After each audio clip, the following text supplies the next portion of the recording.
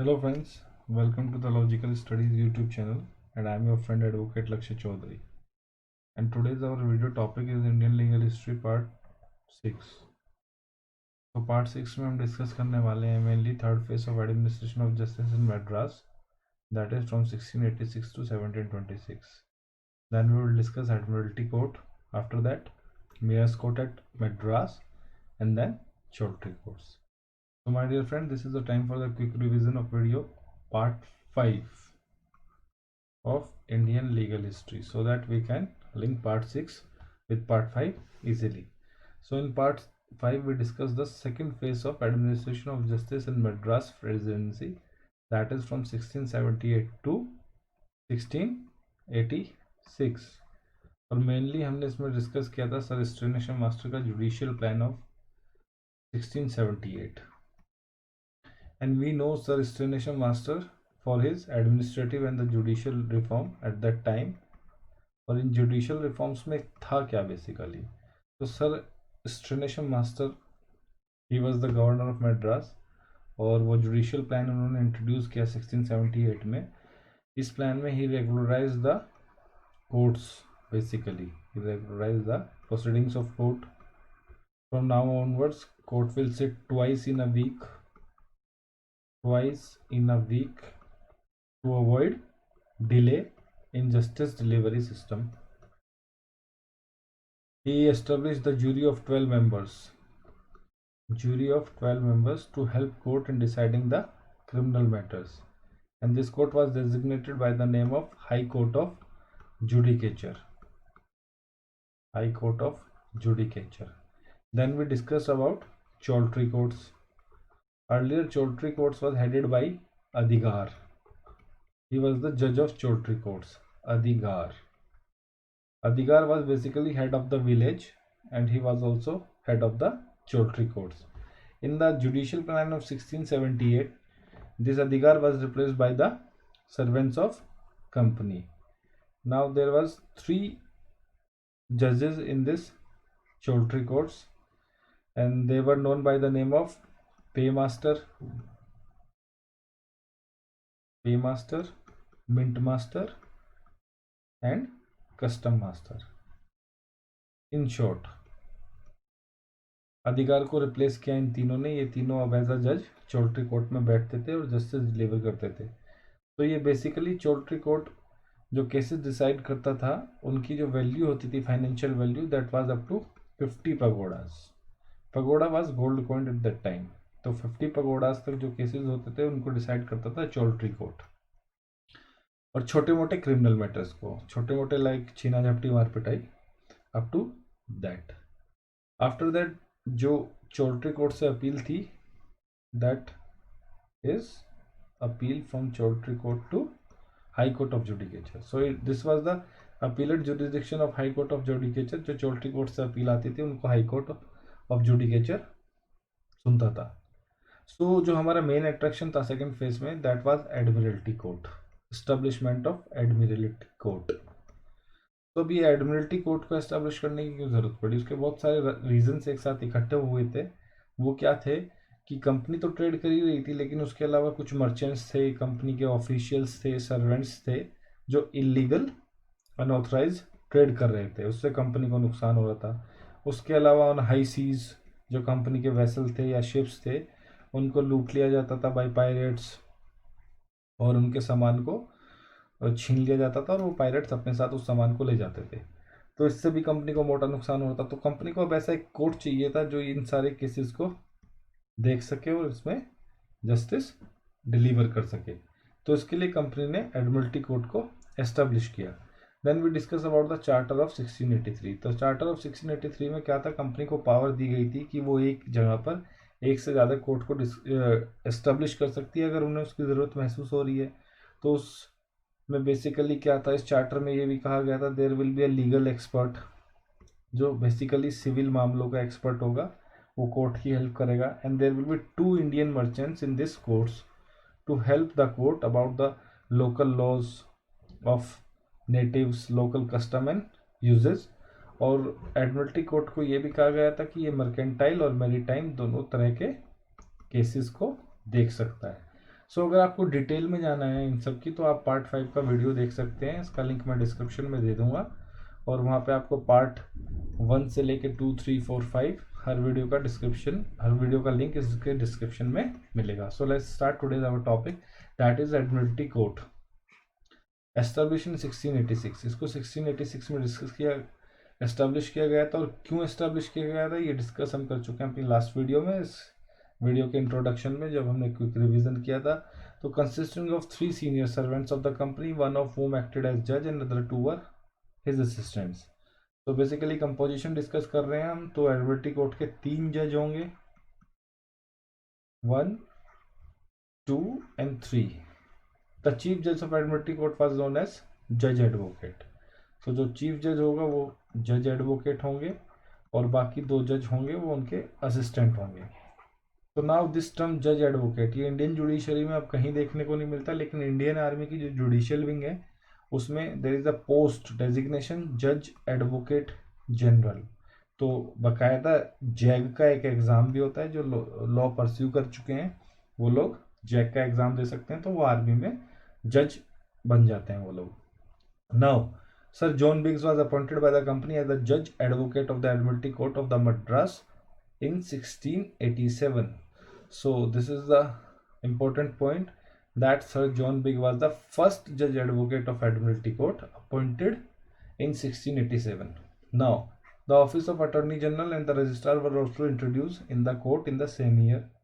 So this was also important point कि जज advocate के साथ साथ जो एडमिरल्टी कोर्ट एस्टेब्लिश हुआ था 1686 में, उसमें जब जज एडवोकेट अपॉइंट हुए उन्हीं के साथ साथ अटॉर्नी जनरल का ऑफिस और रजिस्ट्रार का ऑफिस भी वहाँ पर सेम ईयर में इंट्रोड्यूस किया गया। Now the last point of this slide is this court exercise jurisdiction over maritime sea related जो केसेस होते हैं उनको मैरीटाइम बोलते हैं। जो हाई सीज में कंपनी के साथ घटनाएं हो रही थी, जो पायरेट्स वगैरह उनका सामान लूट लेते थे, उनके वेसल्स को नष्ट कर देते थे, so this court exercised jurisdiction over maritime along with civil and the criminal cases, and it became the general court of Madras, superseding the high court of judicature which now ceased to exercise judicial functions. तो इसका jurisdiction यहाँ पे बताया गया है, jurisdiction Admiralty court का था maritime, civil and criminal, और इसने सुपरसीड कर दिया था हाई कोर्ट ऑफ जुडिकेचर को। अब ये मद्रास में जनरल कोर्ट ऑफ मद्रास था, और ड्यू टू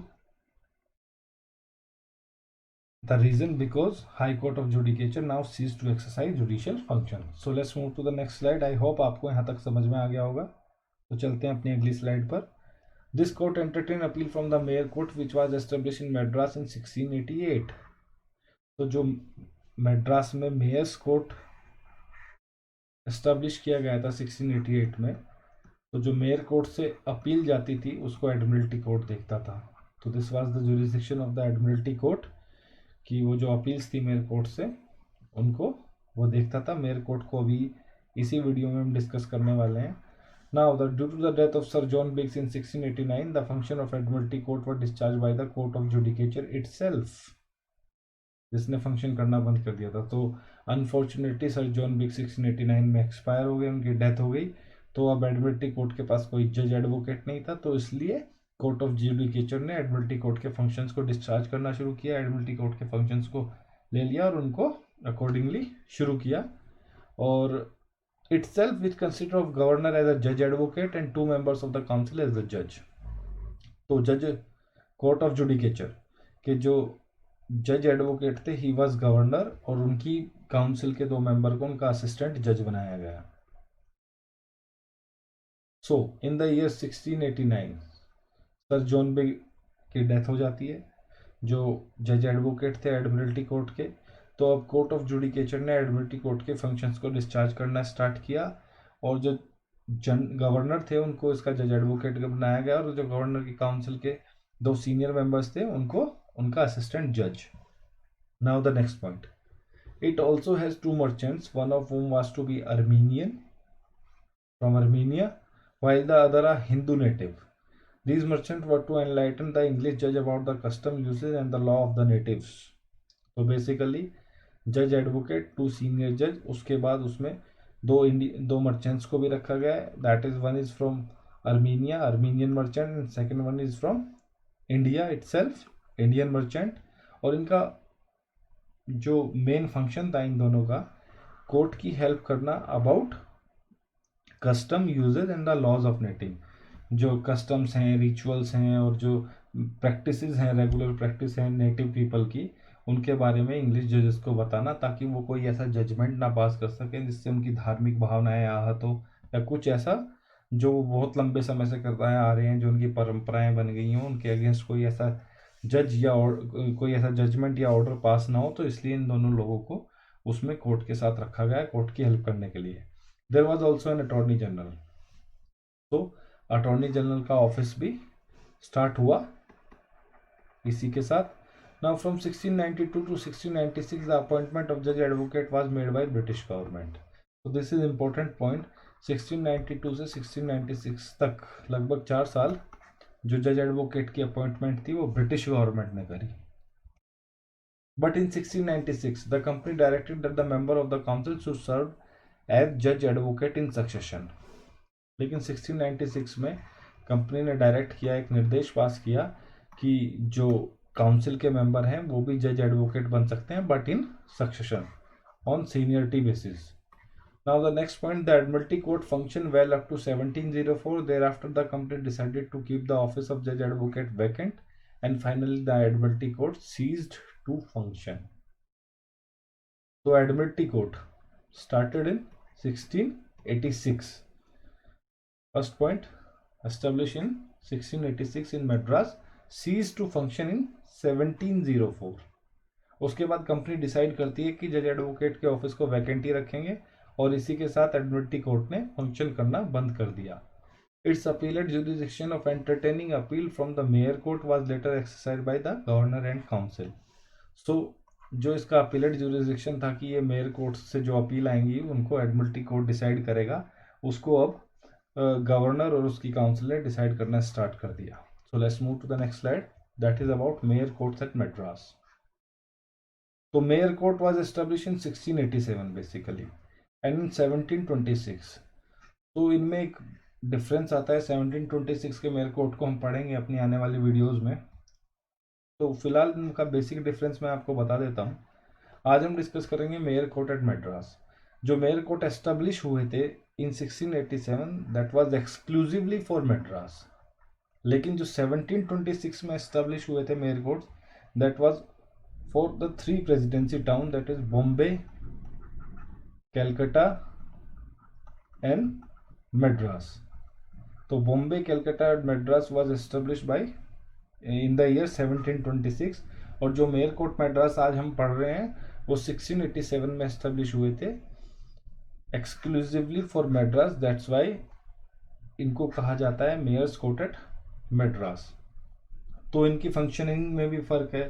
जो 1687 वाले हैं उनके पास पावर्स क्या थी, 1726 के पास क्या पावर्स थी। जब हम 1726 को डिस्कस करेंगे मेयर कोर्ट को, तो हम उसमें डिस्कस करेंगे। आज हम पढ़ेंगे मेयर कोर्ट्स एट मद्रास।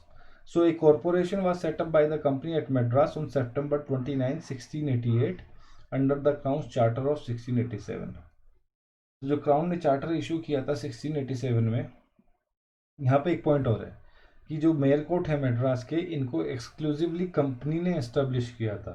लेकिन जो मेयर कोर्ट्स एस्टेब्लिश हुए थे 1726 में तीनों प्रेसिडेंसीज के लिए, बॉम्बे, कलकत्ता और मद्रास के लिए, उसको जो पावर्स उनको इशू हुई थी that is directly from the crown, not from the company. और mayor court at Madras 1687 was established by the company. So a corporation was set up by the company at Madras on September 29, 1688 under the Crown Charter 1687. तो एक corporation company ने establish किया 1688 में corporation crown charter 1687 के under. और main purpose क्या था इस कॉरपोरेशन को एस्टेब्लिश करने का?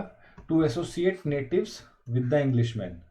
तो जो ब्रिटिशर्स थे उनके साथ जो नेटिव पीपल था उनको एसोसिएट करना, उनको साथ लेकर काम करना। To accomplish this objective the company wanted to undertake certain public welfare activities for which funds are needed.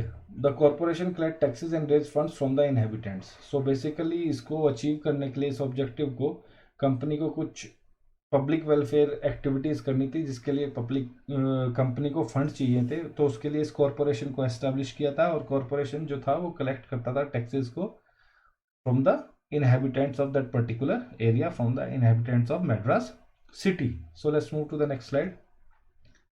Now the composition of the mayor court. अब mayor court के composition को discuss करेंगे. The Madras corporation consists of English mayor.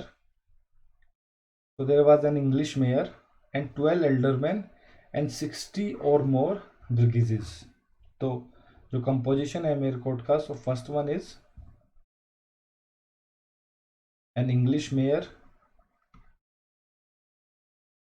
Apart from that, 12 aldermen, and third one is 60 or more burgesses.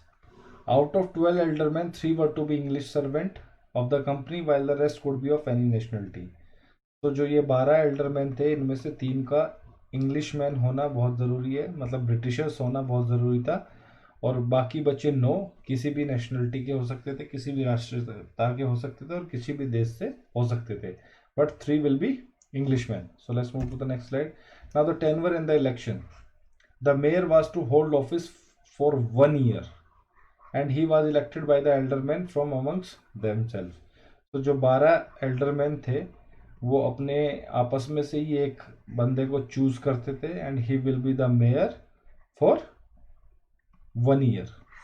1 साल के लिए वो mayor रहेगा. The alderman hold office for the life और टिल रेजिडेंस इन मद्रास. सो जो एल्डरमैन थे वो लाइफ टाइम के लिए ऑफिस को होल्ड कर सकते थे, उसी पोजीशन पे, उसी डेजिग्नेशन पे रह सकते थे, या जब तक वो मद्रास में रह रहे हैं. अगर वो मूव कर रहे हैं मद्रास से बाहर तो उन्हें उससे रेजिग्नेशन देना पड़ता था. Now the vacancy of an alderman was to be filled up by the election from amongst the burgesses. अगर कोई वैकेंसी है, कोई एल्डरमैन छोड़ के चला गया है या किसी एल्डरमैन की डेथ हो गई है और ये 12 से 11 या 10 या 9 रह गए हैं, तो उसकी जो वैकेंसी वो कैसे फुलफिल होगी, वो इलेक्शन होगा. जो 60 और मोर ब्रिगेजेस हैं उनके बीच में इलेक्शन होगा और फिर एक एल्डरमैन या 2-3 जितने भी हैं उनको वो चूज कर लेंगे. Now the burgesses were to be elected by the mayor and alderman while few of them were nominated by the company from the heads of various caste. So जो ब्रिगेजेस थे इनको कौन चूज करता था? इनको मेयर और एल्डरमैन आपस में मिलके चूज करते थे. Mayor and alderman choose the burgesses while few of them nominated by the company. और उनमें से कुछ को कंपनी नॉमिनेटेड करती थी from the heads of various caste. So I hope यहाँ तक आपको समझ में आ गया होगा. So let's move to the next slide. Now the jurisdiction of mayor court. The mayor and the aldermen constituted a civil court. Mayor और alderman आपस में मिलकर एक सिविल कोर्ट बनाते थे. while the mayor and the 3 senior aldermen were justice of peace having criminal jurisdiction. now यहाँ पर 2 चीजें हैं इस पॉइंट में. Mayor plus 12 alderman is equal to civil court to took up civil matters, civil court, and mayor and plus 3 senior aldermen known as by the name of justice of peace. Justice of peace for criminal jurisdiction. तो पहला point हमें बताता है mayor plus 12 alderman is equal to civil court, mayor plus 3 senior alderman is equal to justice of peace for the criminal jurisdiction. Now the next point, the mayor and the alderman form the quorum. Now the quorum is the minimum requirement for a particular work. Minimum requirement की इतने minimum number तो होना ही होना चाहिए. So the mayor and the alderman form the quorum. Mayor और alderman मिलकर एक पूरा कोरम बनाते थे. The court held it sitting only once in a fortnight and decide criminal cases with the help of jury. तो हर 15 दिन में ये कोर्ट बैठता था और क्रिमिनल केसेस को डिसाइड करता था with the help of the jury. So there was a jury which help the court to decide criminal cases. Now the court could award the sentence of imprisonment or fine. तो imprisonment और fine का sentence court ये award कर सकता था. इसकी इतनी power थी कि किसी को imprisonment या किसी के ऊपर फाइन चार्ज कर सकता है. Then appeal from the decision of mayor court lay to the admiralty court. तो अभी हमने पिछली स्लाइड में पढ़ा था, पिछली से पिछली स्लाइड में पढ़ा था कि जो मेयर कोर्ट से थी अपील, जो मेयर कोर्ट के डिसीजन से अगर कोई सेटिस्फाई नहीं है और वो अपील करता है तो वो एडमिरल्टी कोर्ट के पास जाती है। लेकिन जब एडमिरल्टी कोर्ट ने काम करना बंद कर दिया तो वो जाती थी गवर्नर एंड काउंसिल के पास। So appeal from the decision of mayor court lay to the admiralty court in case the value of civil case exceeded 3 pagodas and in criminal case where the offender was sentenced to death or loss of limb। तो अब इसमें ये condition लगा दी थी कि appeal तो जाएगी Admiralty court को ही, मेयर कोर्ट से, लेकिन जो सिविल केसेस हैं जिनमें 3 पैगोडा से ज़्यादा को एक्सीड कर रहे हैं जिनकी वैल्यू, और क्रिमिनल केसेस जिनमें किसी ऑफेंडर को पनिशमेंट हुआ है, या तो डेथ पनिशमेंट हुआ है या punishment for loss of limb, यानी कोई अंग भंग कर देना उसका, लॉस ऑफ लिम्ब, अगर ऐसा कोई पनिशमेंट हुआ है तो उसकी जो अपील है वो एडमिरल्टी कोर्ट में जाएगी। और सिविल मैटर में अप टू 3 पगोड़ा। तो pagoda is a gold coin. तो जिस केस की वैल्यू 3 पगोड़ा से ज़्यादा एक्सीड कर जाती है तो उसकी अपील एडमिरल्टी कोर्ट में जाएगी सिविल मैटर्स में, और क्रिमिनल में in the case of death sentence और loss of limb. Now the last point of this slide is, my dear friends, the mayor court constituted a court of record since a recorder was also attached to the court. So mayor court was also a court of record because there was recorder in the court. Recorder मतलब a person who record all the proceedings of the court, जो पूरा उसको maintain करता था proceedings को register में कि क्या केस था, क्या क्या आर्ग्यूमेंट्स थे उस केस में, फैसला जस्टिस क्या डिलीवर किया गया। So it was a court of record. Court of record वो होता है जिसकी प्रोसीडिंग्स को रिकॉर्ड किया जाए और बाद में पब्लिश किया जाए। So basically mayor court was a court of record. So let's move to the next slide. Now the choultry courts, last topic of discussion, choultry courts. So by the establishment of the mayor court, the jurisdiction of the chorley courts was considerably reduced. So my dear friends, जैसे ही mayor court का establishment हुआ तो चोल्ट्री court का जो jurisdiction था वो थोड़ा कम हो गया, जुरिस्डिक्शन रिड्यूस हो गया चोल्ट्री कोर्ट्स का। अर्लियर हमने डिस्कस किया था कि चोल्ट्री कोर्ट्स में पहले अधिकार था, लेकिन उसके बाद कंपनी सर स्टेनेशम मास्टर के जुडिशियल प्लान में जो चोल्ट्री कोर्ट्स में अधिकार पहले हेड हुआ करता था, लेकिन स्टेनेशम मास्टर के जुडिशियल प्लान के बाद कंपनी के 3 सर्वेंट्स जिनको हम पे मास्टर, मिंट मास्टर और कस्टम मास्टर कहते हैं, ये तीनों एक साथ बैठते थे एज अ जज और डिस्कस करते थे केसेस को अप टू 50 पगोड़ा जिनकी वैल्यू होती थी उनको ये डिस्कस करते थे और डिसाइड करते थे। और क्रिमिनल, छोटे मोटे क्रिमिनल मैटर, छीना झपटी और मारपिटाई, तो जैसे ही मेयर कोर्ट एस्टेब्लिश हुआ तो इनका बर्डन कम हुआ और इनका जुरिस्डिक्शन भी रिड्यूस कर दिया गया। Now it could decide civil cases up to the value of 2 pagodas and administer justice in petty offences. तो जो सिविल केसेस थी उस पर एक कैप लगा दी गई, फिक्स कर दिया गया कि जो 2 पैगोडास तक के सिविल केसेस हैं उनको चोल्ट्री कोर्ट्स देखेंगे और उसके बाद वो मेयर कोर्ट में जाएगा, और छोटे मोटे पेटी ऑफेंसेस में ये जस्टिस डिलीवर करते थे। Now 2 of the eldermen sat twice a week in the chorley court to dispose the case of minor nature। तो जो 12 एल्डरमैन थे मेयर कोर्ट में उनमें से 2 हफ्ते में 2 बार चोल्ट्री कोर्ट में बैठते थे। Set twice in a week to dispose the cases of minor nature. तो चोल्ट्री कोर्ट्स का जुरिस्डिक्शन रिड्यूस हुआ मेयर कोर्ट के बनने से। अब ये 2 पैगोडास तक के केस देखते हैं, और जो 2 एल्डरमैन थे वो हफ्ते में 2 बार बैठते थे, set twice in a week in a choultry court to dispose the cases of minor nature, छोटे मोटे जो केसेस होते थे उनको देखने के लिए। तो let's move to the next slide. I hope आपको यहाँ तक समझ में आ गया होगा। And next slide is all about, thank you so much my dear friends, thank you so much for watching this video. Please subscribe my channel, share my channel, और अगर आपको कुछ लगता है कि मुझे कुछ और इसमें सुधार करना चाहिए तो आप कमेंट सेक्शन में मुझे अपनी एडवाइस दे सकते हैं। We will definitely follow that. और आपको लगता है कि मुझे किसी पर्टिकुलर टॉपिक पे कोई वीडियो बनाना चाहिए, या आपको नोट्स वगैरह चाहिए किसी भी लॉ में, किसी भी सब्जेक्ट से रिलेटेड, तो आप मुझे टेलीग्राम, मेरा चैनल है, इसको आप सब्सक्राइब कीजिए, इस चैनल पे आइए और मुझे बताइए। इंस्टाग्राम पे भी आप मुझे बता सकते हैं, और मेरी जीमेल आईडी है thelogicalstudies@gmail.com। तो मुझे बड़ी खुशी होगी अगर मैं आप लोगों के काम आऊँ किसी भी तरीके से। So this is your friend Lakshay Chaudhary signing off for the day. Take care and bye bye. See you soon.